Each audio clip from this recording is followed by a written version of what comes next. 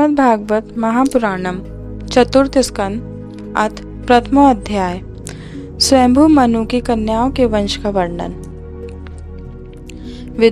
श्री मैत्रेय जी कहते हैं, विदुर जी, स्वयंभू मनु के महारानी शतरूपा से प्रियव्रत और उत्तानपाद इन दो पुत्रों के सिवा 3 कन्याएं भी हुई थी। वे आकुति, देवहूति और प्रसूति नाम से विख्यात थीं। आकुति का यद्यपि उसके भाई थे तो भी महारानी शतरूपा की अनुमति से उन्होंने रुचि प्रजापति के साथ पुत्री का धर्म के अनुसार विवाह किया। प्रजापति रुचि भगवान के अनन्य चिंतन के कारण ब्रह्म तेज से संपन्न थे। उन्होंने आकृति के गर्भ से एक पुरुष और स्त्री का जोड़ा उत्पन्न किया। उनमें जो पुरुष था वह साक्षात यज्ञ स्वरूपधारी भगवान विष्णु थे और जो स्त्री थी वह भगवान से कभी अलग न रहने वाली लक्ष्मी जी की अंश स्वरूपा दक्षिणा थी। मनु जी अपनी पुत्री आकुति के उस परम तेजस्वी पुत्र को बड़ी प्रसन्नता से अपने घर ले आए और दक्षिणा को रुचि प्रजापति ने अपने पास रखा। जब दक्षिणा विवाह के योग्य हुई तो उसने यज्ञ भगवान को ही पति रूप में प्राप्त करने की इच्छा की। तब भगवान यज्ञ पुरुष ने उससे विवाह किया। इससे दक्षिणा को बड़ा संतोष हुआ। भगवान ने प्रसन्न होकर उससे 12 पुत्र उत्पन्न किए। उनके नाम है तोष, प्रदोष, संतोष, भद्र, शांति, ईडिस्पति, इधम, कवि, विभु, स्वहन, सुदेव और रोचन। ये ही स्वयंभू मनवंतर में तुषित नाम के देवता हुए। उस मनवंतर में मरीचि आदि सप्तऋषि थे। भगवान यज्ञ ही देवताओं के अधीश्वर इंद्र थे और महान प्रभावशाली प्रियव्रत एवं उत्तानपाद मनुपुत्र थे। वह मनवंतर उन्हीं दोनों बेटों, पोतों और दैहित्रों के वंश से छा गया। प्यारे विदुर जी, मनु जी ने अपनी दूसरी कन्या देवहूति कर्दम जी को ब्याही थी। उसके संबंध की प्राय सभी बातें तुम मुझसे सुन चुके हो। भगवान मनु ने अपनी तीसरी कन्या प्रसूति का विवाह ब्रह्मा जी के पुत्र दक्ष प्रजापति से किया था। उसकी विशाल वंश परंपरा तो सारी त्रिलोकी में फैली हुई है। मैं कर्दम जी की 9 कन्याओं का जो 9 ब्रह्म ऋषियों से ब्याही गई थी पहले ही वर्णन कर चुका हूँ। अब उनकी वंश परंपरा का वर्णन करता हूँ, सुनो। मरीचि ऋषि की पत्नी कर्दम जी की बेटी कला से कश्यप और पूर्णिमा नामक 2 पुत्र हुए, जिनके वंश से यह सारा जगत भरा हुआ है। शत्रुतापन विदुर जी, पूर्णिमा के विरज और विश्वक नामक 2 पुत्र तथा देवकुल्या नाम की एक कन्या हुई। यही दूसरी जन्म में श्री हरि के चरणों की धोवन से देव नदी गंगा के रूप में प्रकट हुई। अत्रि की पत्नी अनसुईया से दत्तात्रेय, दुर्वासा और चंद्रमा नाम के 3 परम यशस्वी पुत्र हुए। ये क्रमशः भगवान विष्णु, शंकर और ब्रह्मा के अंश से उत्पन्न हुए थे। विदुर जी ने पूछा, गुरुजी, कृपया यह बतलाइए कि जगत की उत्पत्ति, स्थिति और अंत करने वाले इन सर्वश्रेष्ठ देवों ने अत्रि मुनि के यहाँ क्या करने की इच्छा से अवतार लिया था। श्री मैत्रेय जी ने कहा, जब ब्रह्मा जी ने ब्रह्म ज्ञानियों में श्रेष्ठ महर्षि अत्रि को सृष्टि रचने की लिए आज्ञा दी, तब वे अपनी सहधर्मिणी के सहित तप करने के लिए ऋष नामक कुल पर्वत पर गए। वहाँ पलाश और अशोक के वृक्षों का एक विशाल वन था। उसके सभी वृक्ष फूलों के गुच्छों से लदे थे तथा उनमें सब ओर निर्विंध्य नदी के जल की कलकल ध्वनि गूंजती रहती थी। उस वन में वे मुनि श्रेष्ठ प्राणायाम के द्वारा चित्त को वश में करके 100 वर्ष तक केवल वायु पीकर सर्दी गर्मी आदि द्वंद्वों की कुछ भी परवाह न कर एक ही पैर से खड़े रहे। उस समय वे मन ही मन यही प्रार्थना करते थे कि जो कोई संपूर्ण जगत के ईश्वर हैं, मैं उनके शरण में हूँ, वे मुझे अपने ही समान संतान प्रदान कर दे। तब यह देखकर कि प्राणायाम रूपी ईंधन से प्रज्वलित हुआ अत्रि मुनि का तेज उनके मस्तक से निकलकर तीनों लोकों को तपा रहा है, ब्रह्मा, विष्णु और महादेव तीनों जगतपति उनके आश्रम पर आए। उस समय अप्सरा, मुनि, गंधर्व सिद्ध, विद्याधर और नाग उनका सुयश गा रहे थे।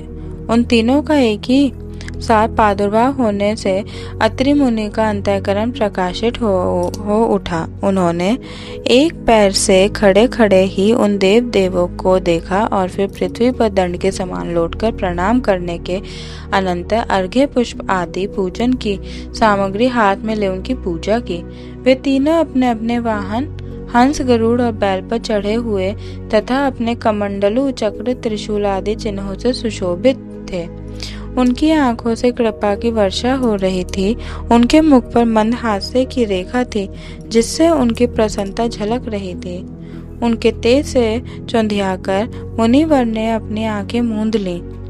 वे चित्त को उन्हीं की ओर लगाकर हाथ जोड़ अति मधुर और सुंदर भावपूर्ण वचनों में लोक में सबसे बड़े उन तीनों देवों की स्तुति करने लगे। अत्रि मुनि ने कहा, भगवान, प्रत्येक कल्प के आरंभ में जगत की उत्पत्ति, स्थिति और लय के लिए जो माया के सत्व आदि तीनों गुणों का विभाग करके भिन्न भिन्न शरीर धारण करते हैं, वे ब्रह्मा, विष्णु और महादेव आप ही हैं। मैं आपको प्रणाम करता हूँ। कहिए, मैंने जिनको बुलाया था आप में से वे कौन महाअनुभव हैं? क्योंकि मैंने तो संतान प्राप्ति की इच्छा से केवल एक सुरेश्वर भगवान का ही चिंतन किया था। फिर आप तीनों ने यहाँ पधारने की कृपा कैसे की? आप लोगों तक तो देहधारियों के मन की भी गति नहीं है, इसलिए मुझे बड़ा आश्चर्य हो रहा है। आप लोग कृपा करके मुझे इसका रहस्य बतलाइए। श्री मैत्रेय जी कहते हैं, समर्थ विदुर जी, अत्रि मुनि के वचन सुनकर वे तीनों देव हंसे और उनसे सुमधुर वाणी में कहने लगे। देवताओं ने कहा, ब्राह्मण, तुम सत्य संकल्प हो, अतः तुमने जैसा संकल्प किया था वही होना चाहिए। उससे विपरीत कैसे हो सकता था? तुम जिस जगदीश्वर का ध्यान करते थे हम तीनों ही हैं। प्रिय महर्षि, तुम्हारा कल्याण हो। तुम्हारे यहाँ हमारे ही अंश स्वरूप तीन जगत विख्यात पुत्र उत्पन्न होंगे और तुम्हारे सुंदर यश का विस्तार करेंगे। उन्हीं के इस प्रकार अभीष्ट वर देकर तथा पति पत्नी दोनों से भली भांति पूजित होकर उनके देखते ही देखते वे तीनों सुरेश्वर अपने अपने लोक को चले गए। ब्रह्मा जी के अंश से चंद्रमा, विष्णु के अंश से योग वेत्ता दैत्य जी और महादेव जी के अंश से दुर्वासा ऋषि अत्रि के पुत्र रूप में प्रकट हुए। अब अंगिरा ऋषि की संतानों का वर्णन सुनो। अंगिरा की पत्नी श्रद्धा ने सिनी वाली, कुहू, राका और अनुमति इन चार कन्याओं को जन्म दिया। इनके सिवा उनके साक्षात भगवान उद्धव जी और ब्रह्मनिष्ठ बृहस्पति जी ये दो पुत्र भी हुए जो स्वारोचिष मनवंतर में विख्यात हुए। पुलस्त्य जी के उनकी पत्नी हविर्भू से महर्षि अगस्त्य और महातपस्वी विश्रवा ये दो पुत्र हुए। इनमें अगस्त्य जी दूसरे जन्म में जठार अग्नि हुए। विश्रवा मुनि के इडविडा के गर्भ से यक्षराज कुबेर का जन्म हुआ और उनकी दूसरी पत्नी केशिनी से रावण, कुंभकर्ण और विभीषण उत्पन्न हुए। महामते, महर्षि पुलह की स्त्री परम साध्वी गति से करम श्रेष्ठ वरियान और सहिष्णु ये तीन पुत्र उत्पन्न हुए। इसी प्रकार क्रतु की पत्नी क्रिया की ब्रह्म तेज से देदीप्यमान बाल खिल्यादि 60,000 ऋषियों को जन्म दिया। शत्रुतापन विदुर जी, वशिष्ठ जी की पत्नी ऊर्जा अर्थात अरुंधति से चित्रकेतु आदि 7 विशुद्ध ब्रह्म ऋषियों का जन्म हुआ। उनके नाम चित्रकेतु, सुरोचि, विरजा, मित्र, उल्बण, वसुभृत्यान और द्युम्न थे। इनके सिवा उनकी दूसरी पत्नी से शक्ति और भी कई पुत्र हुए। अथवा मुनि की पत्नी चित्ती ने दधीचि नामक एक तपोनिष्ठ पुत्र प्राप्त किया जिसका दूसरा नाम अश्वशिरा भी था। अब भृगु के वंश का वर्णन सुनो। महाभाग भृगु जी ने अपनी भार्या ख्याति से धाता और विधाता नामक पुत्र तथा श्री नाम की एक भगवत परायण कन्या उत्पन्न की। मेरु ऋषि ने अपनी आयति और नियति नाम की कन्याएं क्रमशः धाता और विधाता को ब्याही। उनसे उनके मर्कंड और प्राण नामक पुत्र हुए। उनमें से मर्कंड के मार्कंडेय और प्राण के मुनीश्वर वेदशिरा का जन्म हुआ। भृगु जी के एक कवि नामक पुत्र भी थे। उनके भगवान उष्णा अर्थात शुक्राचार्य हुए। विदुर जी, इन सब मुनीश्वरों ने भी संतान उत्पन्न करके सृष्टि का विस्तार किया। इस प्रकार मैंने तुम्हें यह कर्दम जी के दौहित्रों की संतान का वर्णन सुनाया। जो पुरुष इसे श्रद्धा पूर्वक सुनता है उसके पापों को यह तत्काल नष्ट कर देता है। ब्रह्मा जी के पुत्र दक्ष प्रजापति ने मनु नंदिनी प्रसूति से विवाह किया।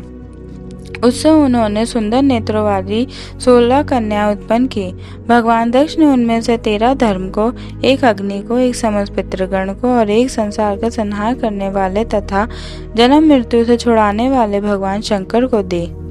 श्रद्धा, मैत्री, दया, शांति, तुष्टि, पुष्टि, क्रिया, उन्नति, बुद्धि, मेधा, तितिक्षा, ह्री और मूर्ति ये धर्म की पत्नियां हैं।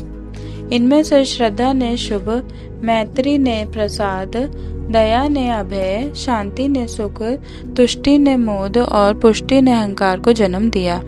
क्रिया ने योग, उन्नति ने दर्प, बुद्धि ने अर्थ, मेधा ने स्मृति, तितिक्षा ने क्षेम और ह्री अर्थात लज्जा ने प्रशय अर्थात विनय नामक पुत्र उत्पन्न किया।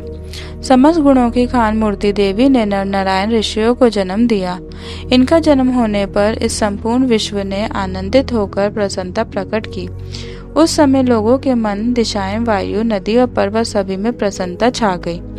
आकाश में मांगलिक बाजे बजने लगे, देवता लोग फूलों की वर्षा करने लगे, मुनि प्रसन्न होकर स्तुति करने लगे, गंधर्व और किन्नर गाने लगे, अप्सराएं नाचने लगी। इसी प्रकार उस समय बड़ा ही आनंद मंगल हुआ तथा ब्रह्मादि समस्त देवता स्तोत्रों द्वारा भगवान की स्तुति करने लगे।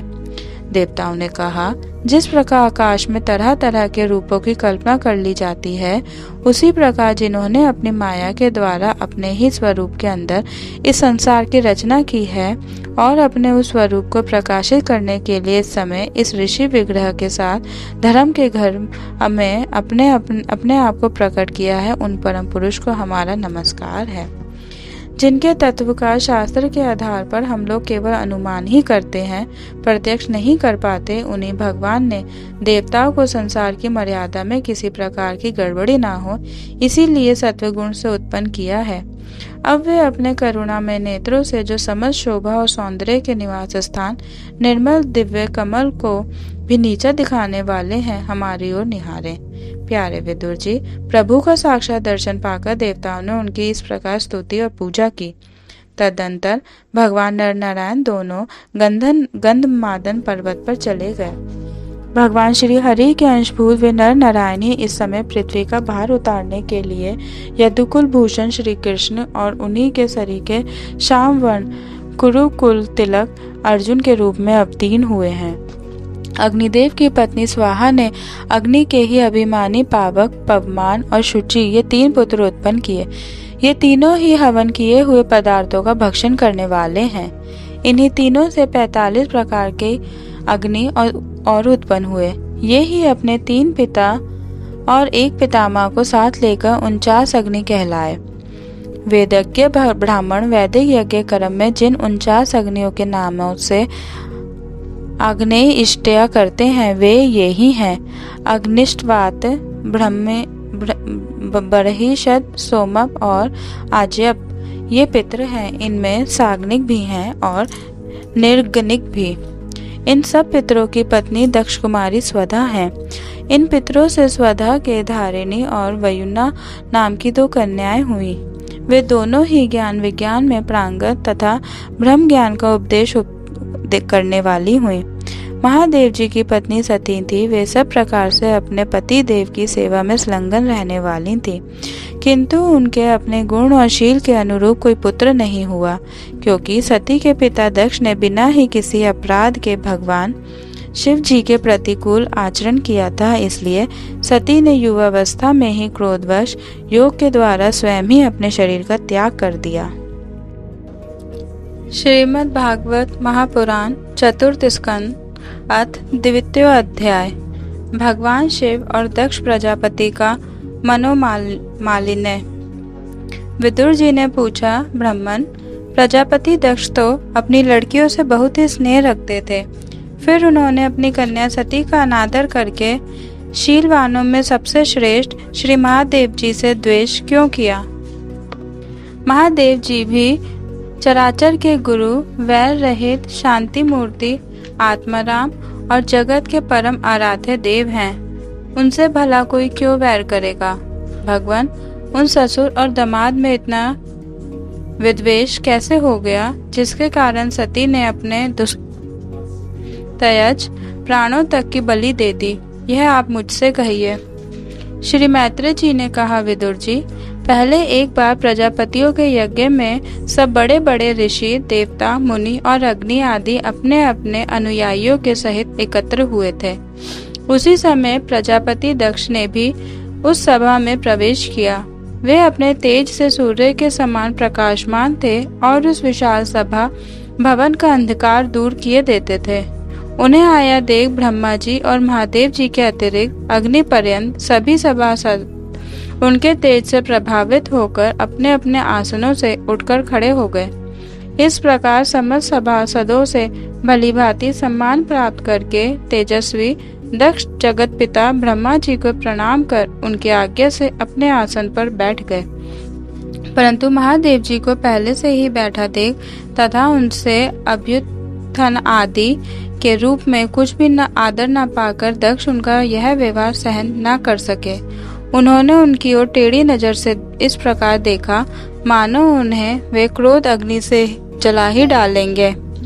फिर कहने लगे, देवता और अग्नियों के सहित समस्त ब्रह्म ऋषिगण, मेरी बात सुने। मैं ना समझी या द्वेषवश नहीं कहता, बल्कि शिष्टाचार की बात कहता हूँ। यह निर्लज्ज महादेव समस्त लोकपालों की पवित्र कीर्ति को धूल में मिला रहा है। देखिए, इस घमंडी ने सत्पुरुषों के आचरण को लांछित एवं मट्यामेट कर दिया है। बंदर के से नेत्र वाले इसने सत्पुरुषों के समान मेरी सावित्री सरीखी मृगनयनी पवित्र कन्या का अग्नि और ब्राह्मणों के समान सामने पाणी ग्रहण किया था। इसलिए यह एक प्रकार मेरे पुत्र के समान हो गया है। उचित तो यह था कि यह उठकर मेरा स्वागत करता, मुझे प्रणाम करता, परंतु इसने वाणी से भी मेरा सत्कार नहीं किया। हाय, जिस प्रकार शूद्र को कोई वेद पढ़ा दे, उसी प्रकार मैंने इच्छा न होते हुए भी भावी वश इसको अपनी सुकुमारी कन्या दे दी। इसने सत्कर्म का लोप कर दिया। यह सदा अपवित्र रहता है, बड़ा घमंडी है और धर्म की मर्यादा को तोड़ रहा है। यह प्रेतों के निवास स्थान भयंकर शमशानों में भूत प्रेतों को साथ लिए घूमता रहता है।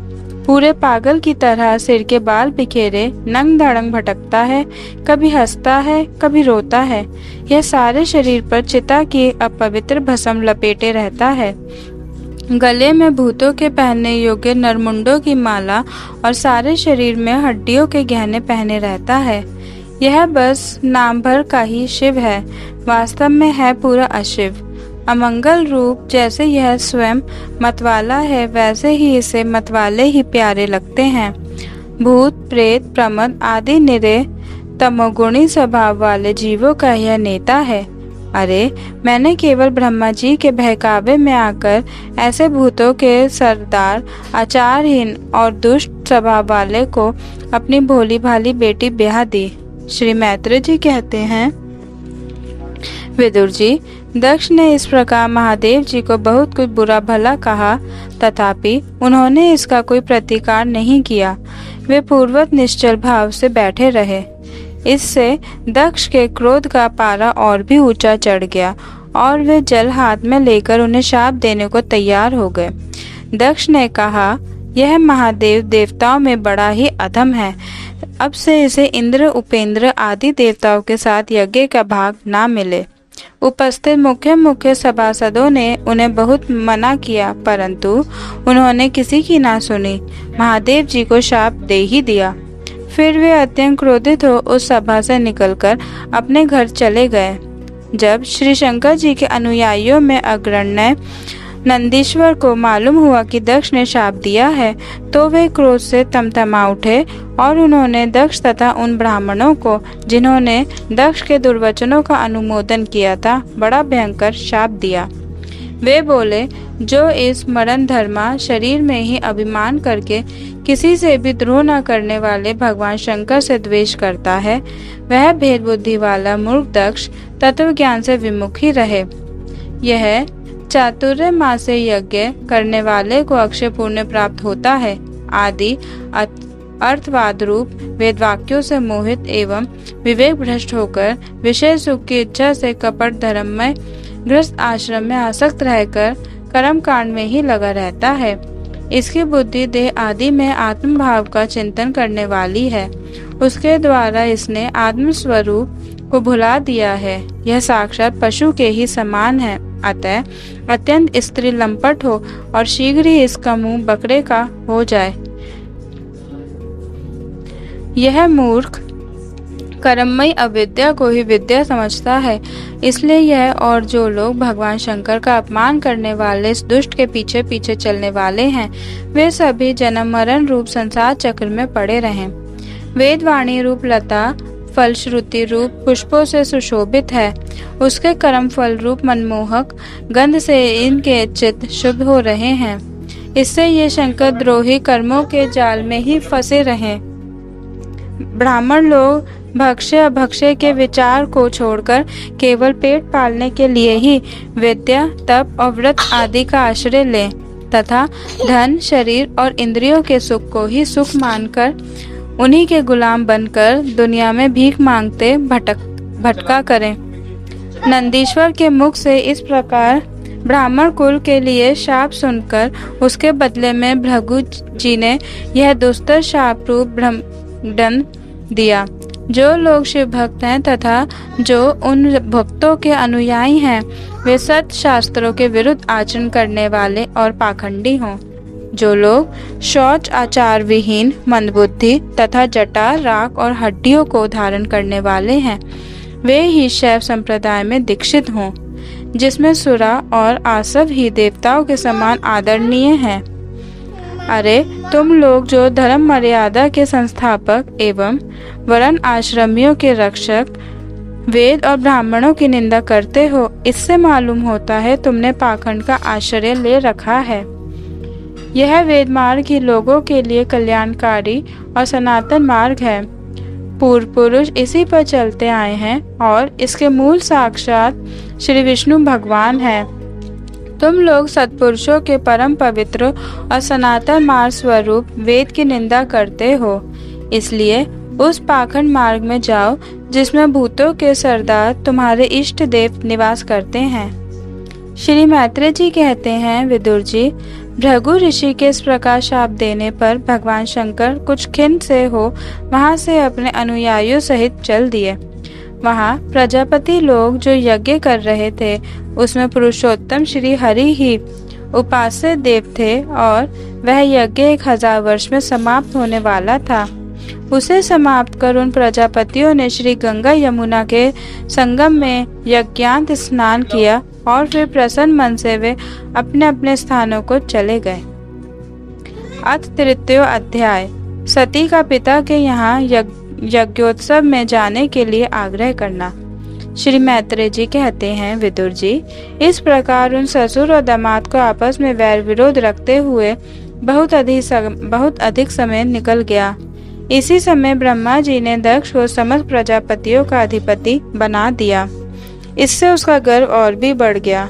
उसने भगवान शंकर आदि ब्रह्मनिष्ठों को यज्ञ भाग न देकर उनका तिरस्कार करते हुए पहले तो वाजपेयी यज्ञ किया और फिर बृहस्पति सब नाम का यज्ञ महायज्ञ आरंभ किया।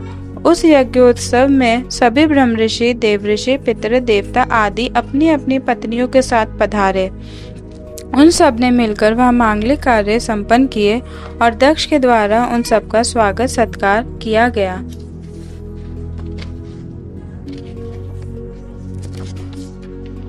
उस समय आकाश मार्ग से जाते हुए देवता आपस में उस यज्ञ की चर्चा करते जाते थे। उनके मुख से दक्ष कुमारी सती ने अपने पिता के घर होने वाले यज्ञ की बात सुन ली।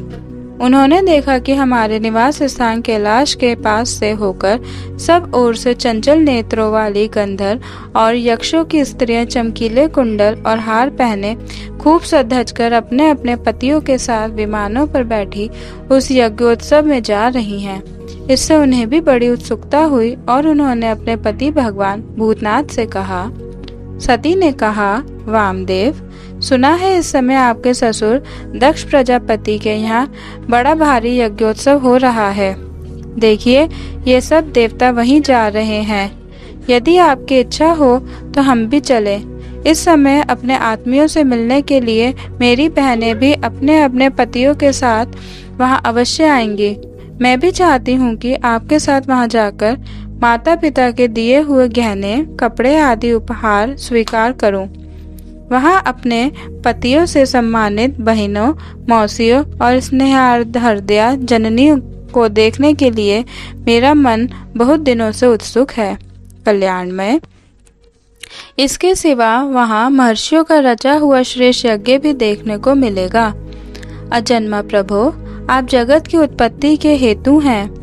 आपकी माया से रचा हुआ यह परम आश्चर्यमय त्रिगुणात्मक जगत आप ही में भास रहा है, किंतु मैं तो स्त्री स्वभाव होने के कारण आपके तत्व से अनभिज्ञ और बहुत दीन हूँ। इसलिए इस समय अपनी जन्मभूमि देखने को बहुत उत्सुक रही हूँ। जन्म रहित नीलकंठ, देखिए, इनमें कितनी ही स्त्रियां तो ऐसी हैं जिनका दक्ष से कोई संबंध भी नहीं है, फिर भी वे अपने अपने पतियों के सहित खूब सज-धज कर झुंड की झुंड वहां जा रही हैं। वहां जाने वाली इन देवांगनाओं के राजहंस के समान श्वेत विमानों से आकाशमंडल कैसा सुशोभित हो रहा है। सुरश्रेष्ठ, ऐसी अवस्था में अपने पिता के यहाँ उत्सव का समाचार पाकर उसकी बेटी का शरीर उसमें सम्मिलित होने के लिए क्यों न छटपटाएगा। पति, गुरु और माता पिता आदि सुहृदों के यहाँ तो बिना बुलाए भी जा सकते हैं।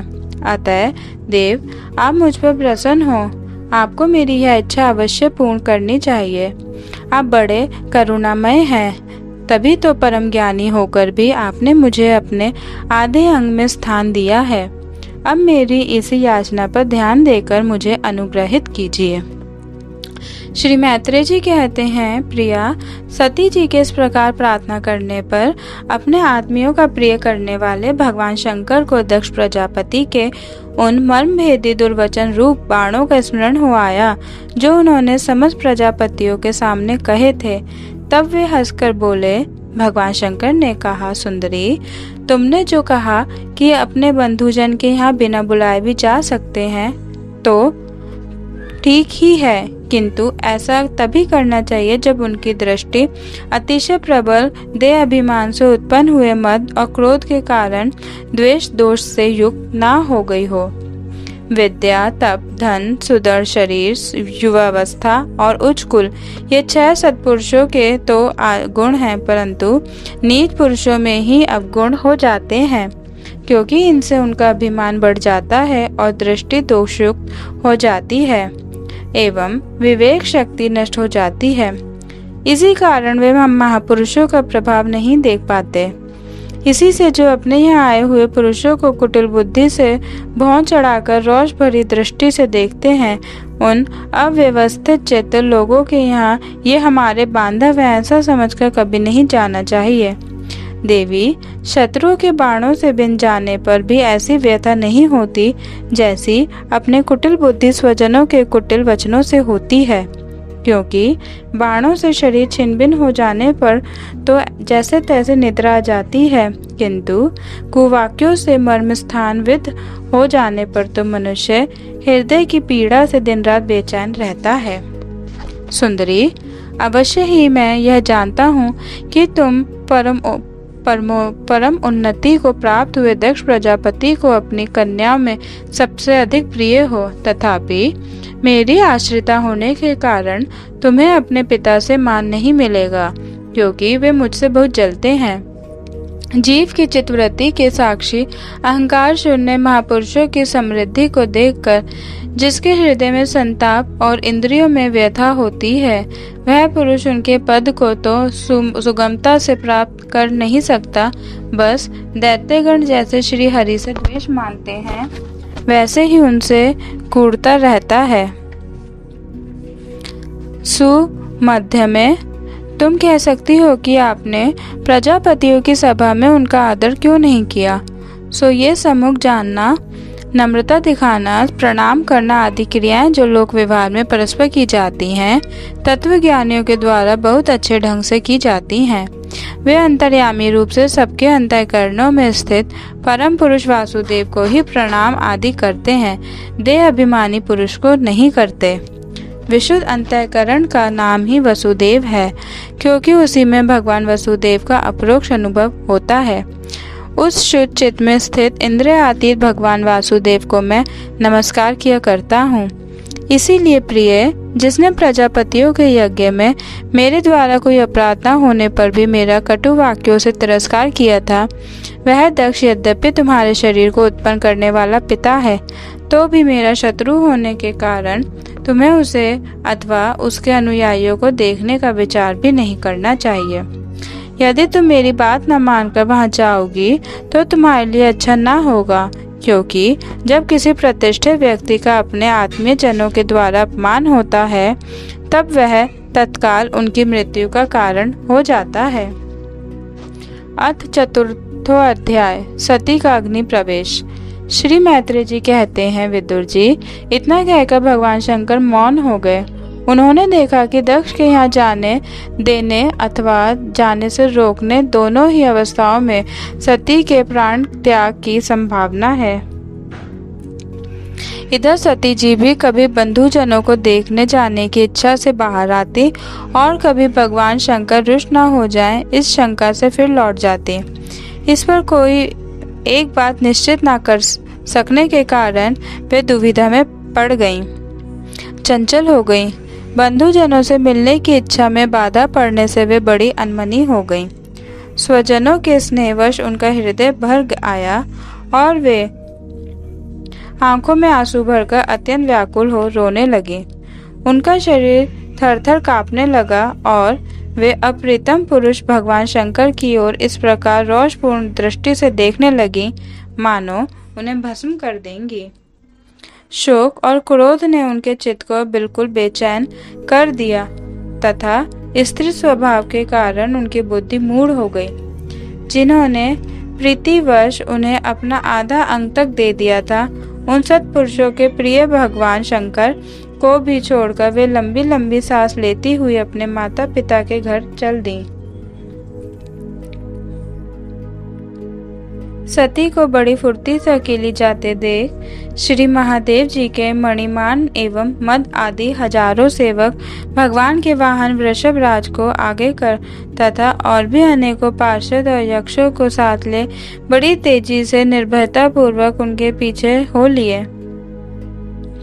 उन्होंने सती को बैल पर सवार करा दिया तथा मैना, पक्षी, गेंद, दर्पण और कमल आदि खेल की सामग्री, श्वेत छत्र, चंवर और माला आदि राज चिन्ह तथा दुंदुभी, शंख और बांसुरी आदि गाने बजाने के सामानों से सुसज्जित हो वे उनके साथ चल दिए।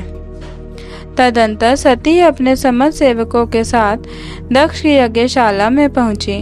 वहां वेद ध्वनि करते हुए ब्राह्मणों में परस्पर होड़ हो रही थी कि सबसे ऊंचे स्वर में कौन बोले। सब और ब्रह्मऋषि और देवता विराजमान थे तथा जहाँ तहाँ मिट्टी, काठ, लोहे, सोने, डाब और चरम के पात्र रखे हुए थे। वहां पहुंचने पर पिता के द्वारा सती की अवहेलना हुई। यह देख यज्ञकर्ता दक्ष के भय से सती की माता और बहनों के सिवा किसी भी मनुष्य ने उनका कुछ भी आदर सत्कार नहीं किया। अवश्य ही उनकी माता और बहनें बहुत प्रसन्न हुई और प्रेम से गदगद होकर उन्हें सती जी को आदरपूर्वक गले लगा लिया। किंतु सती जी ने पिता से अपमानित होने के कारण बहनों के कुशल प्रश्न सहित प्रेम पूर्ण वार्तालाप तथा माता और मौसियों के सम्मान पूर्वक दिए हुए उपहार और सुंदर आसन आदि को स्वीकार नहीं किया। सर्वलोकेश्वरी देवी सती का यज्ञ मंडप में तो अनादर हुआ ही था, उन्होंने यह भी देखा कि उस यज्ञ में भगवान शंकर के लिए कोई भाग नहीं दिया गया है और पिता दक्ष उनका बड़ा अपमान कर रहा है। इससे उन्हें बहुत क्रोध हुआ। ऐसा जान पड़ता था मानो वे अपने रोष से संपूर्ण लोगों को भस्म कर देंगे। दक्ष को कर्म मार्ग के अभ्यास से बहुत घमंड हो गया था। उसे शिवजी से द्वेष करते देख जब सती के साथ आए हुए भूत उसे मारने को तैयार हुए तो देवी सती ने उन्हें अपने तेज से रोक दिया और सब लोगों को सुनाकर पिता की निंदा करते हुए क्रोध से लड़खड़ाती हुई वाणी में कहा। देवी सती ने कहा, पिताजी, भगवान शंकर से बड़ा तो संसार में कोई भी नहीं है।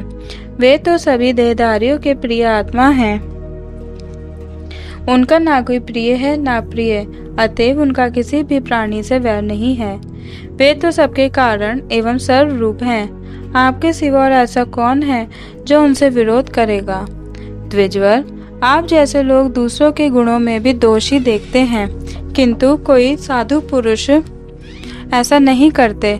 जो लोग दोष देखने की बात तो अलग रही, दूसरों के थोड़े से गुण को भी बड़े रूप में देखना चाहते हैं, वे सबसे श्रेष्ठ हैं। खेद है कि आपने ऐसे महापुरुषों पर भी दोष रोपण ही किया।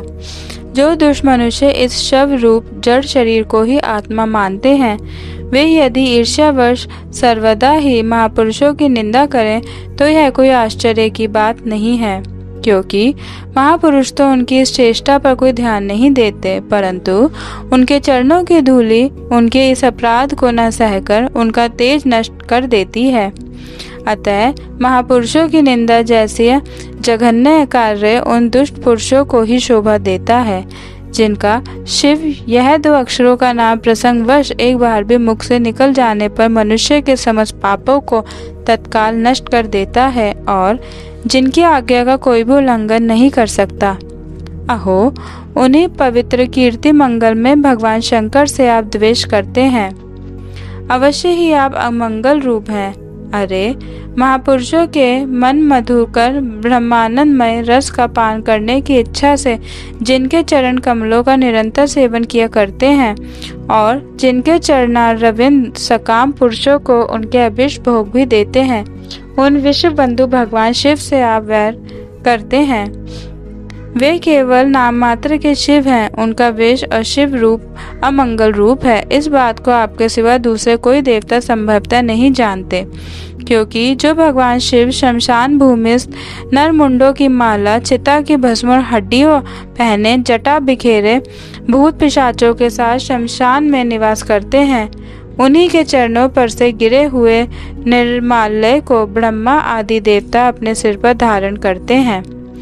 यदि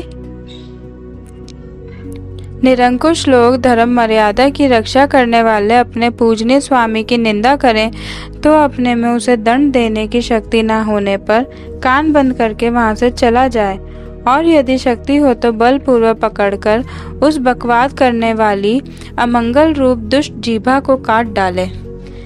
इस पाप को रोकने के लिए स्वयं अपने प्राण तक दे दें, यही धर्म है। आप भगवान नीलकंठ की निंदा करने वाले हैं, इसलिए आपसे उत्पन्न हुए शरीर को अब मैं नहीं रख सकती।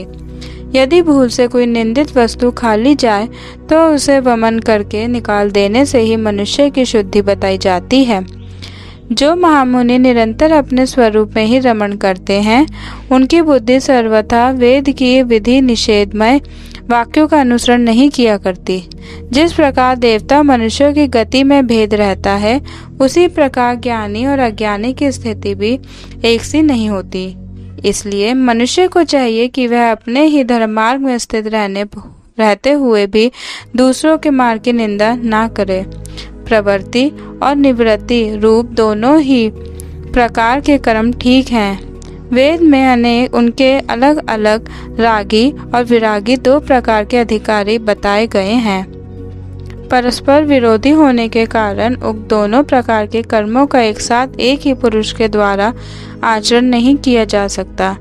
भगवान शंकर तो परब्रह्म परमात्मा है, उन्हें इन दोनों में से किसी भी प्रकार का कर्म करने की आवश्यकता नहीं है। पिताजी, हमारा ऐश्वर्य अव्यक्त है। आत्मज्ञानी महापुरुष ही उसका सेवन कर सकते हैं। आपके पास वह ऐश्वर्य नहीं है और यज्ञशालाओं में यज्ञानंद से तृप्त होकर प्राण पोषण करने वाले कर्मठ लोग उसकी प्रशंसा भी नहीं करते। आप भगवान शंकर का अपराध करने वाले हैं, अतः आपके शरीर से उत्पन्न इस निंदनीय देह को रखकर मुझे क्या करना है। आप जैसे दुर्जन से संबंध होने के कारण मुझे लज्जा आती है। जो महापुरुषों का अपराध करता है उससे होने वाले जन्म को भी धिक्कार है। जिस समय भगवान शिव आपके साथ मेरा संबंध दिखलाते हुए मुझे हंसी में दाक्षायणी के नाम से पुकारेंगे, उस समय हंसी को भूलकर मुझे बड़ी ही लज्जा और खेद होगा। इसलिए उसके पहले ही मैं आपके अंग से उत्पन्न इस शवतुल्य शरीर को त्याग दूंगी। श्री मैत्रेय जी कहते हैं, कामादि शत्रु को जीतने वाले विदुर जी, उस यज्ञ मंडप में दक्ष से इस प्रकार कह देवी सती मौन होकर उत्तर दिशा में भूमि पर बैठ गई। उन्होंने आचमन करके पीला वस्त्र ओढ़ लिया तथा आंखें मूंदकर शरीर छोड़ने के लिए वे योग मार्ग में स्थित हो गई। उन्होंने आसन को स्थिर कर प्राणायाम द्वारा प्राण और अपान को एक रूप करके नाभि चक्र में स्थित किया। फिर उदान वायु को नाभि चक्र से ऊपर उठाकर धीरे धीरे बुद्धि के साथ हृदय में स्थापित किया। इसके पश्चात आनंदिता सती उस हृदय स्थित वायु को कंठ मार्ग से भ्रकुटियों के बीच में ले गईं। इस प्रकार जिस शरीर को महापुरुषों के लिए भी पूजने भगवान शंकर ने कई बार बड़े आदर से अपनी गोद में बैठाया था, दक्ष कुपित होकर उसे त्यागने की इच्छा से महामनस्विनी सती ने अपने संपूर्ण अंगों में वायु और अग्नि की धारणा की। अपने पति जगत गुरु भगवान शंकर के चरण कमल मकरंद का चिंतन करते करते सती ने और सब ध्यान भुला दिया। उन्हें उन चरणों के अतिरिक्त कुछ भी दिखाई न दिया। इससे वे सर्वथा निर्दोष अर्थात मैं दक्ष कन्या हूँ ऐसा अभिमान से भी मुक्त हो गई और उनका शरीर तुरंत ही योग अग्नि से जल उठा। उस समय वहां आए हुए देवता आदि ने जब सती का देह त्याग रूप यह महान आश्चर्य में चरित्र देखा, तब वे सभी हाहाकार करने लगे और वह भयंकर कोलाहल आकाश में एवं पृथ्वी तल पर सभी जगह फैल गया। सब और यही सुनाई देता था, हाय दक्ष के दुर्व्यवहार से कुपित होकर देवादिदेव महादेव की प्रिया सती ने प्राण त्याग दिए। देखो, सारे चराचर जीव इस दक्ष प्रजापति की ही संतान है, फिर भी इसने कैसी भारी दुष्टता की है। इसकी पुत्री शुद्ध हृदयता सती सदा ही मान पाने योग्य थी, किंतु इसने उसका ऐसा निरादर किया कि उसने प्राण त्याग दिए। वास्तव में यह बड़ा ही असहिष्णु और ब्राह्मण द्रोही है। अब इसकी संसार में बड़ी अपकीर्ति होगी। जब इसकी पुत्री सती इसके अपराध से प्राण त्याग करने को तैयार हुई, तब भी इस शंकर द्रोही ने उसे रोका तक नहीं। जिस समय सब लोग ऐसा कह रहे थे, उस समय शिव जी के पार्षद सती का यह अद्भुत प्राण त्याग देख अस्त्र शस्त्र लेकर दक्ष को मारने के लिए उठ खड़े हुए। उनके आक्रमण का वेग देखकर भगवान भृगु ने यज्ञ में विघ्न डालने वालों का नाश करने के लिए अपहतम रक्ष इत्यादि मंत्र का उच्चारण करते हुए दक्षिणा अग्नि में आहुति दी। अधवर्यु भृगु ने जो ही आहुति छोड़ी कि यज्ञ कुंड से ऋभु नाम के हजारों तेजस्वी देवता प्रकट हुए। इन्होंने अपनी तपस्या के प्रभाव से चंद्रलोक प्राप्त किया था। उन ब्रह्म तेज संपन्न देवताओं ने जलती हुई लकड़ियों से आक्रमण किया तो समस्त गुढ़ाक और प्रमदगण इधर उधर भाग गए। श्रीमद् भागवत महापुराण चतुर्थ स्कंद अथ द्वितीय अध्याय। भगवान शिव और दक्ष प्रजापति का मनोमालिन्य। विदुर जी ने पूछा, ब्राह्मण, प्रजापति दक्ष तो अपनी लड़कियों से बहुत ही स्नेह रखते थे, फिर उन्होंने अपनी कन्या सती का अनादर करके शीलवानों में सबसे श्रेष्ठ श्री महादेव जी से द्वेष क्यों किया? महादेव जी भी चराचर के गुरु, वैर रहित शांति मूर्ति, आत्माराम और जगत के परम आराध्य देव हैं। उनसे भला कोई क्यों वैर करेगा? भगवान, उन ससुर और दामाद में इतना विद्वेष कैसे हो गया, जिसके कारण सती ने अपने दुस्तयज प्राणों तक की बलि दे दी? यह आप मुझसे कहिए। श्री मैत्रेय जी ने कहा, विदुर जी, पहले एक बार प्रजापतियों के यज्ञ में सब बड़े बड़े ऋषि, देवता, मुनि और अग्नि आदि अपने अपने अनुयायियों के सहित एकत्र हुए थे। उसी समय प्रजापति दक्ष ने भी उस सभा में प्रवेश किया। वे अपने तेज से सूर्य के समान प्रकाशमान थे और उस विशाल सभा भवन का अंधकार दूर किए देते थे। उन्हें आया देख ब्रह्मा जी और महादेव जी के अतिरिक्त अग्नि पर्यंत सभी सभासद उनके तेज से प्रभावित होकर अपने अपने आसनों से उठकर खड़े हो गए।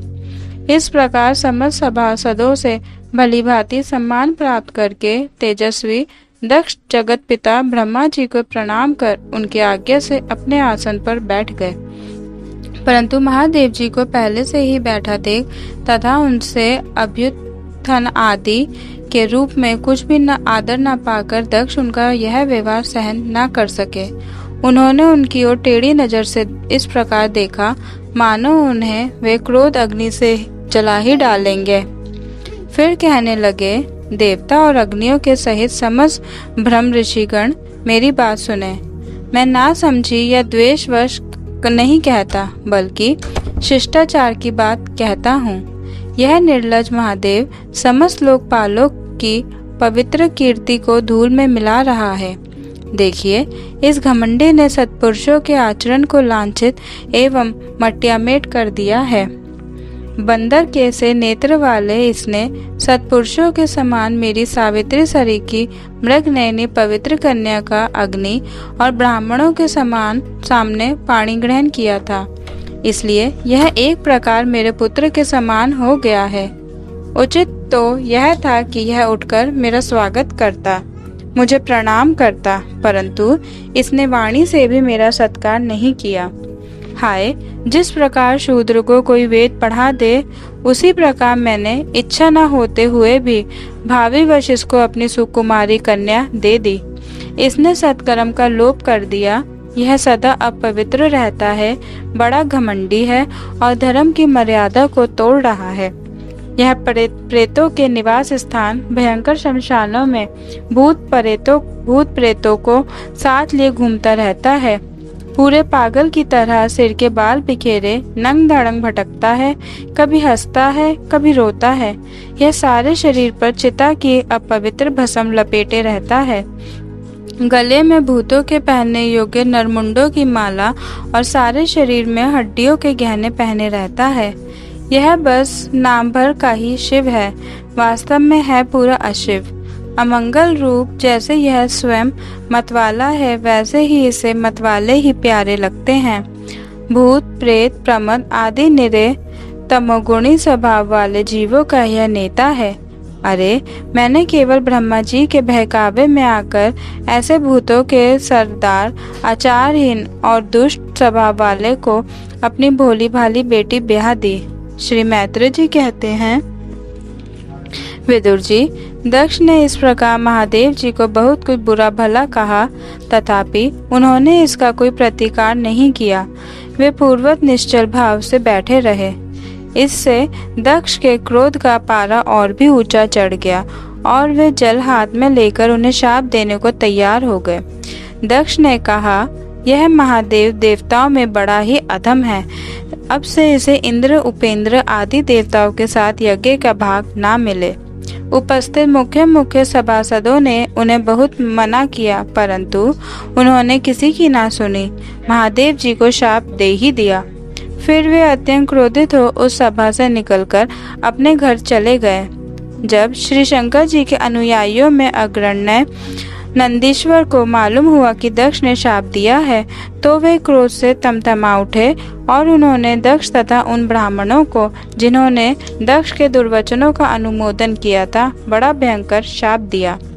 वे बोले, जो इस मरण धर्मा शरीर में ही अभिमान करके किसी से भी द्रोह न करने वाले भगवान शंकर से द्वेष करता है, वह भेद बुद्धि वाला मूर्ख दक्ष तत्व ज्ञान से विमुख ही रहे। यह चातुर्य मास से यज्ञ करने वाले को अक्षय पुण्य प्राप्त होता है। आदि अर्थवाद रूप वेद वाक्यों से मोहित एवं विवेक भ्रष्ट होकर विषय सुख की इच्छा से कपट धर्ममय गृहस्थ आश्रम में आसक्त रहकर कर्म कांड में ही लगा रहता है। इसकी बुद्धि देह आदि में आत्म भाव का चिंतन करने वाली है। उसके द्वारा इसने आत्म स्वरूप को भुला दिया है। यह साक्षात पशु के ही समान है। अतः अत्यंत स्त्री लंपट हो और शीघ्र ही इसका मुंह बकरे का हो जाए। यह मूर्ख कर्ममयी अविद्या को ही विद्या समझता है। इसलिए यह और जो लोग भगवान शंकर का अपमान करने वाले इस दुष्ट के पीछे पीछे चलने वाले हैं, वे सभी जन्म मरण रूप संसार चक्र में पड़े रहें। वेदवाणी रूप लता फलश्रुति रूप पुष्पों से सुशोभित है। उसके कर्म फल रूप मनमोहक गंध से इनके चित्त शुभ हो रहे हैं। इससे ये शंकर द्रोही कर्मों के जाल में ही फंसे रहें। ब्राह्मण लोग भक्ष्य अभक्ष्य के विचार को छोड़कर केवल पेट पालने के लिए ही विद्या, तप और व्रत आदि का आश्रय लें तथा धन, शरीर और इंद्रियों के सुख को ही सुख मानकर उन्हीं के गुलाम बनकर दुनिया में भीख मांगते भटका करें। नंदीश्वर के मुख से इस प्रकार ब्राह्मण कुल के लिए शाप सुनकर उसके बदले में भृगु जी ने यह दुस्तर शाप रूप ब्रह्मदंड दिया।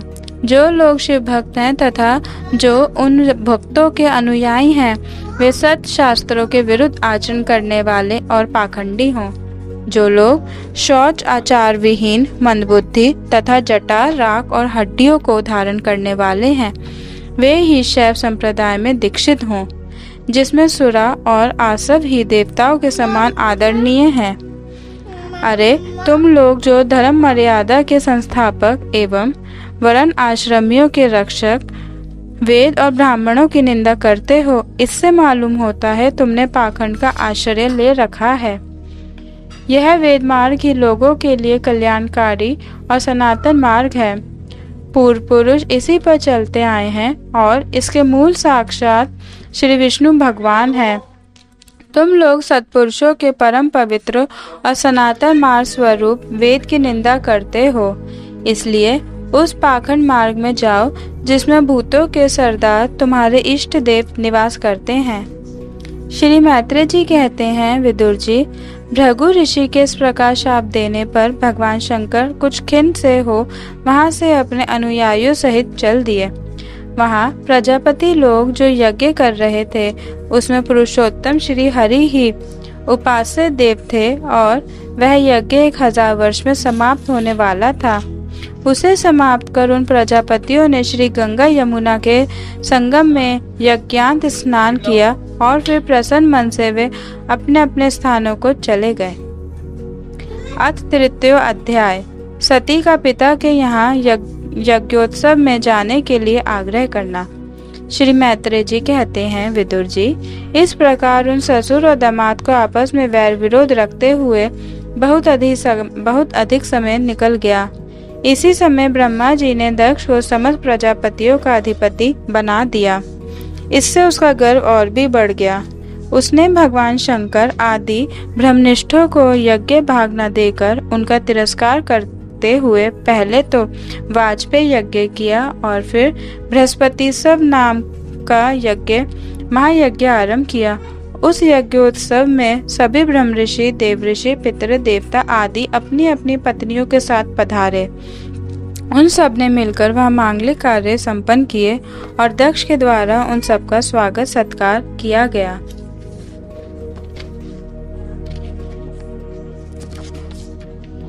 उस समय आकाश मार्ग से जाते हुए देवता आपस में उस यज्ञ की चर्चा करते जाते थे। उनके मुख से दक्ष कुमारी सती ने अपने पिता के घर होने वाले यज्ञ की बात सुन ली। उन्होंने देखा कि हमारे निवास स्थान कैलाश के पास से होकर सब ओर से चंचल नेत्रों वाली गंधर्व और यक्षों की स्त्रियां चमकीले कुंडल और हार पहने खूब सजकर अपने अपने पतियों के साथ विमानों पर बैठी उस यज्ञोत्सव में जा रही हैं। इससे उन्हें भी बड़ी उत्सुकता हुई और उन्होंने अपने पति भगवान भूतनाथ से कहा, सती ने कहा, वामदेव, सुना है इस समय आपके ससुर दक्ष प्रजापति के यहाँ बड़ा भारी यज्ञोत्सव हो रहा है। देखिए, ये सब देवता वहीं जा रहे हैं। यदि आपकी इच्छा हो तो हम भी चलें। इस समय अपने आत्मियों से मिलने के लिए मेरी बहनें भी अपने अपने पतियों के साथ वहां अवश्य आएंगी।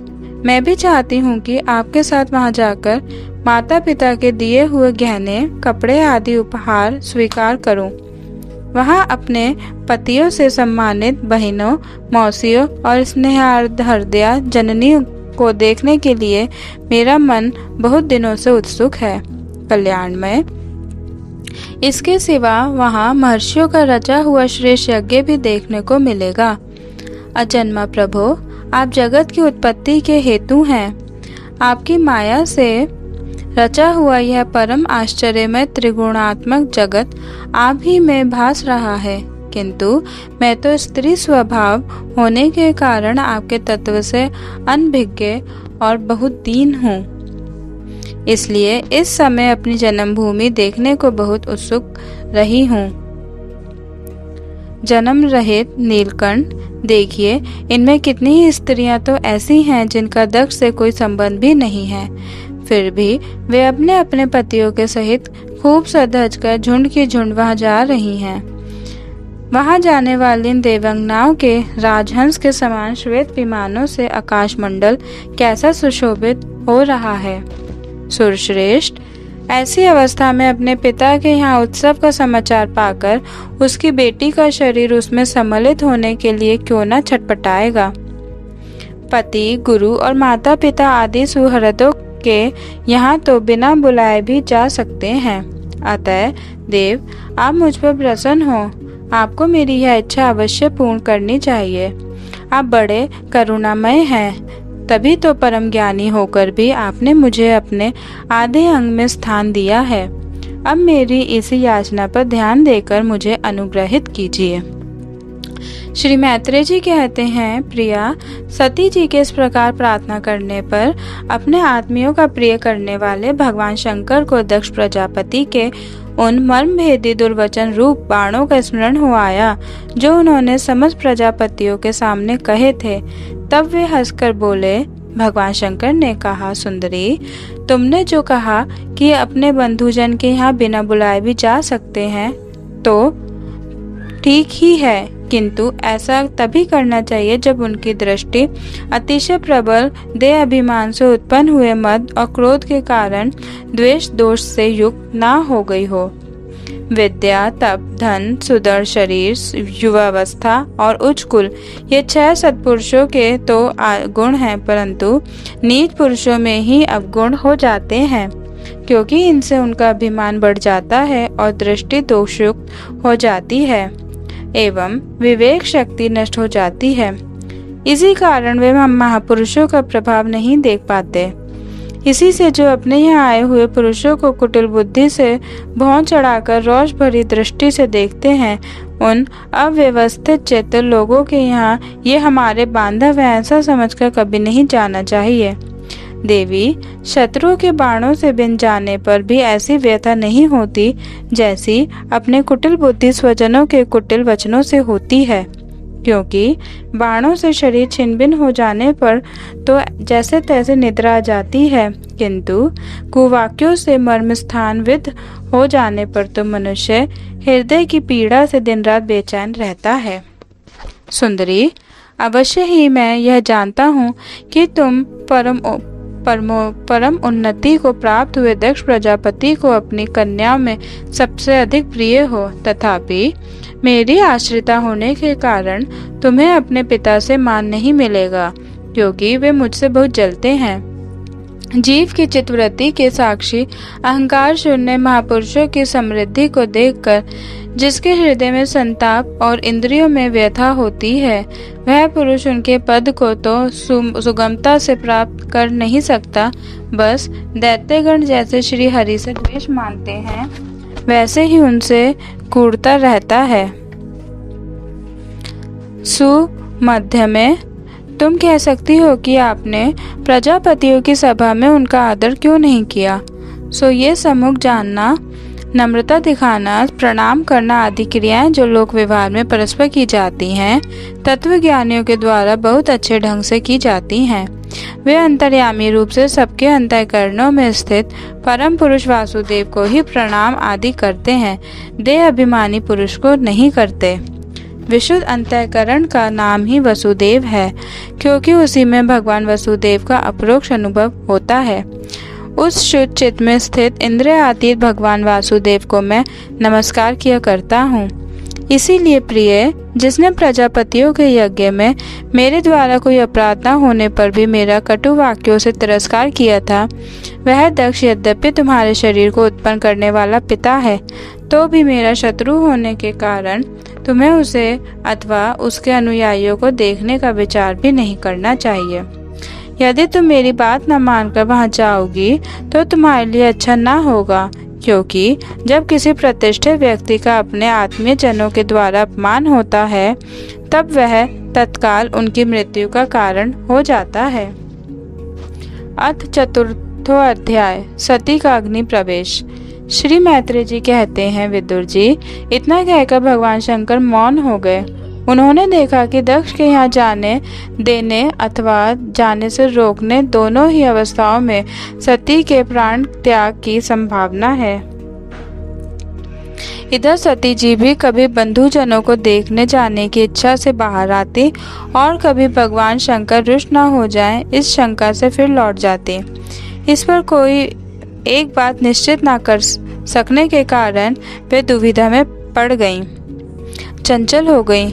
बंधुजनों से मिलने की इच्छा में बाधा पड़ने से वे बड़ी अनमनी हो गईं। स्वजनों के स्नेहवश उनका हृदय भर आया और वे आंखों में आंसू भरकर अत्यंत व्याकुल हो रोने लगे। उनका शरीर थर-थर कांपने लगा और वे अप्रितम पुरुष भगवान शंकर की ओर इस प्रकार रोषपूर्ण दृष्टि से देखने लगी, मानो उन्हें भस्म कर देंगी। शोक और क्रोध ने उनके चित्त को बिल्कुल बेचैन कर दिया तथा स्त्री स्वभाव के कारण उनकी बुद्धि मूढ़ हो गई।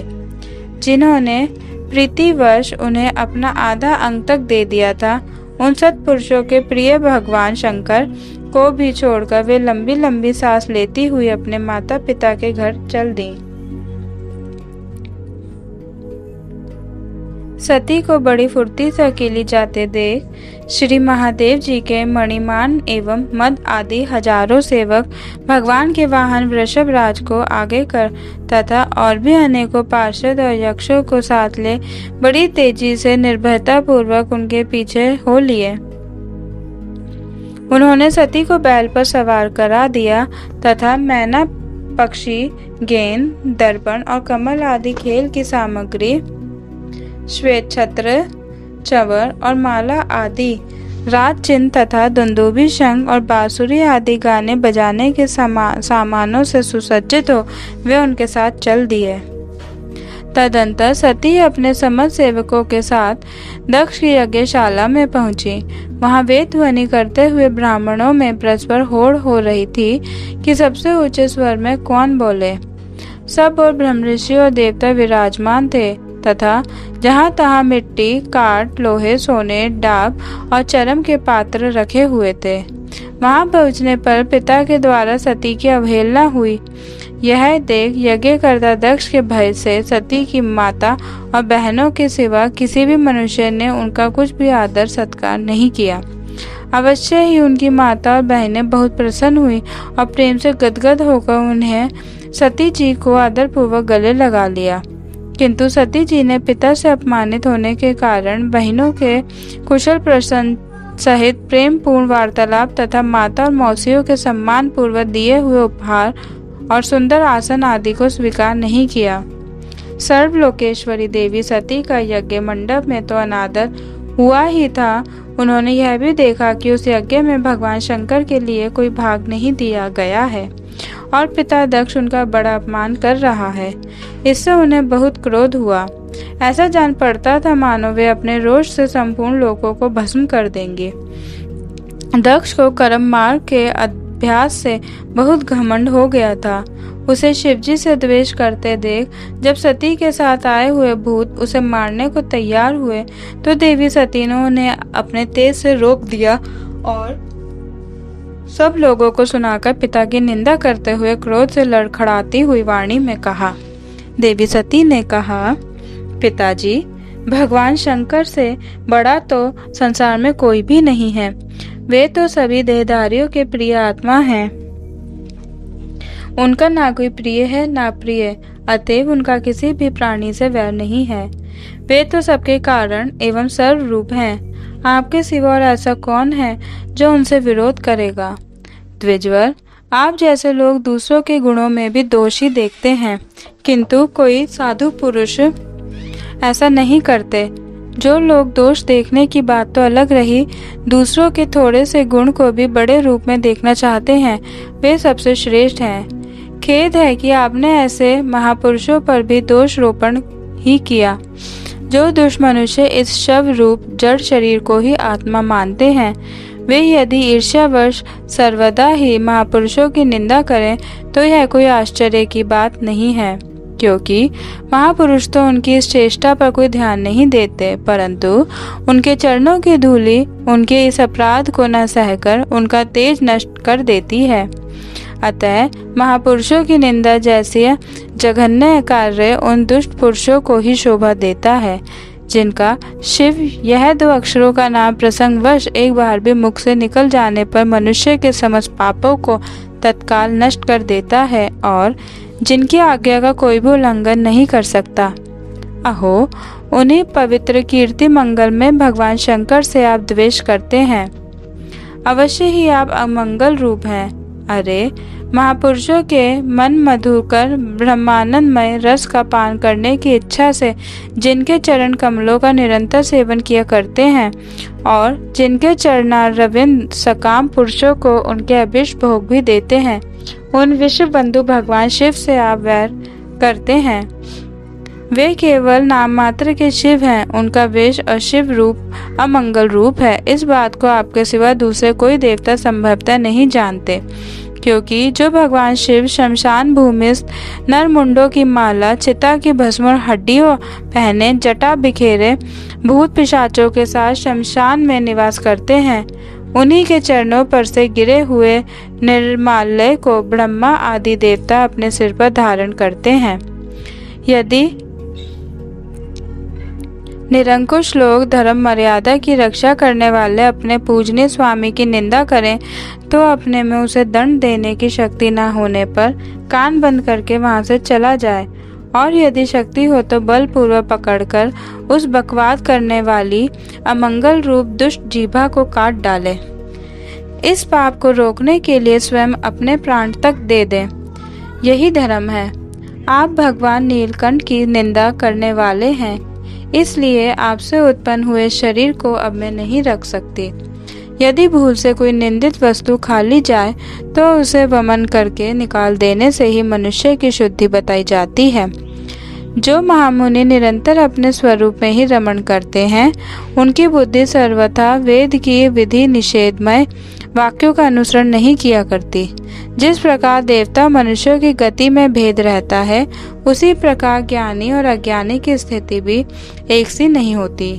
इसलिए मनुष्य को चाहिए कि वह अपने ही धर्मार्ग में स्थित रहते हुए भी दूसरों के मार्ग की निंदा ना करे। प्रवृत्ति और निवृत्ति रूप दोनों ही प्रकार के कर्म ठीक हैं। वेद में अनेक उनके अलग अलग रागी और विरागी 2 प्रकार के अधिकारी बताए गए हैं। परस्पर विरोधी होने के कारण उक्त दोनों प्रकार के कर्मों का एक साथ एक ही पुरुष के द्वारा आचरण नहीं किया जा सकता। भगवान शंकर तो परब्रह्म परमात्मा है, उन्हें इन दोनों में से किसी भी प्रकार का कर्म करने की आवश्यकता नहीं है। पिताजी, हमारा ऐश्वर्य अव्यक्त है, आत्मज्ञानी महापुरुष ही उसका सेवन कर सकते हैं। आपके पास वह ऐश्वर्य नहीं है और यज्ञशालाओं में यज्ञानंद से तृप्त होकर प्राण पोषण करने वाले कर्मठ लोग उसकी प्रशंसा भी नहीं करते। आप भगवान शंकर का अपराध करने वाले हैं, अतः आपके शरीर से उत्पन्न इस निंदनीय देह को रखकर मुझे क्या करना है। आप जैसे दुर्जन से संबंध होने के कारण मुझे लज्जा आती है। जो महापुरुषों का अपराध करता है उससे होने वाले जन्म को भी धिक्कार है। जिस समय भगवान शिव आपके साथ मेरा संबंध दिखलाते हुए मुझे हंसी में दाक्षायणी के नाम से पुकारेंगे, उस समय हंसी को भूलकर मुझे बड़ी ही लज्जा और खेद होगा। इसलिए उसके पहले ही मैं आपके अंग से उत्पन्न इस शवतुल्य शरीर को त्याग दूंगी। श्री मैत्रेय जी कहते हैं, कामादि शत्रु को जीतने वाले विदुर जी उस यज्ञ मंडप में दक्ष से इस प्रकार कह देवी सती मौन होकर उत्तर दिशा में भूमि पर बैठ गई। उन्होंने आचमन करके पीला वस्त्र ओढ़ लिया तथा आंखें मूंदकर शरीर छोड़ने के लिए वे योग मार्ग में स्थित हो गई। उन्होंने आसन को स्थिर कर प्राणायाम द्वारा प्राण और अपान को एक रूप करके नाभि चक्र में स्थित किया। फिर उदान वायु को नाभि चक्र से ऊपर उठाकर धीरे धीरे बुद्धि के साथ हृदय में स्थापित किया। इसके पश्चात आनंदिता सती उस हृदय स्थित वायु को कंठ मार्ग से भ्रकुटियों के बीच में ले गई। इस प्रकार जिस शरीर को महापुरुषों के लिए भी पूजने भगवान शंकर ने कई बार बड़े आदर से अपनी गोद में बैठाया था, दक्ष कुपित होकर उसे त्यागने की इच्छा से महामनस्विनी सती ने अपने संपूर्ण अंगों में वायु और अग्नि की धारणा की। अपने पति जगत गुरु भगवान शंकर के चरण कमल मकरंद का चिंतन करते करते सती ने सब ध्यान भुला दिया। उन्हें उन चरणों के अतिरिक्त कुछ भी दिखाई न दिया। इससे वे सर्वथा निर्दोष अर्थात मैं दक्ष कन्या हूँ ऐसे अभिमान से भी मुक्त हो गई और उनका शरीर तुरंत ही योग अग्नि से जल उठा। उस समय वहां आए हुए देवता आदि ने जब सती का देह त्याग रूप यह महान आश्चर्य में चरित्र देखा, तब वे सभी हाहाकार करने लगे और वह भयंकर कोलाहल आकाश में एवं पृथ्वी तल पर सभी जगह फैल गया। सब और यही सुनाई देता था, हाय दक्ष के दुर्व्यवहार से कुपित होकर देवादिदेव महादेव की प्रिया सती ने प्राण त्याग दिए। देखो सारे चराचर जीव इस दक्ष प्रजापति की ही संतान है, फिर भी इसने कैसी भारी दुष्टता की है। इसकी पुत्री शुद्ध हृदयता सती सदा ही मान पाने योग्य थी, किंतु इसने उसका ऐसा निरादर किया कि उसने प्राण त्याग दिए। वास्तव में यह बड़ा ही असहिष्णु और ब्राह्मण द्रोही है। अब इसकी संसार में बड़ी अपकीर्ति होगी। जब इसकी पुत्री सती इसके अपराध से प्राण त्याग करने को तैयार हुई, तब भी इस शंकर द्रोही ने उसे रोका तक नहीं। जिस समय सब लोग ऐसा कह रहे थे, उस समय शिव जी के पार्षद सती का यह अद्भुत प्राण त्याग देख अस्त्र शस्त्र लेकर दक्ष को मारने के लिए उठ खड़े हुए। उनके आक्रमण का वेग देखकर भगवान भृगु ने यज्ञ में विघ्न डालने वालों का नाश करने के लिए अपहतम रक्ष इत्यादि मंत्र का उच्चारण करते हुए दक्षिणा अग्नि में आहुति दी। अधवर्यु भृगु ने जो ही आहुति छोड़ी कि यज्ञ कुंड से ऋभु नाम के हजारों तेजस्वी देवता प्रकट हुए। इन्होंने अपनी तपस्या के प्रभाव से चंद्रलोक प्राप्त किया था। उन ब्रह्म तेज संपन्न देवताओं ने जलती हुई लकड़ियों से आक्रमण किया तो समस्त गुढ़ा और प्रमदगण इधर उधर भाग गए।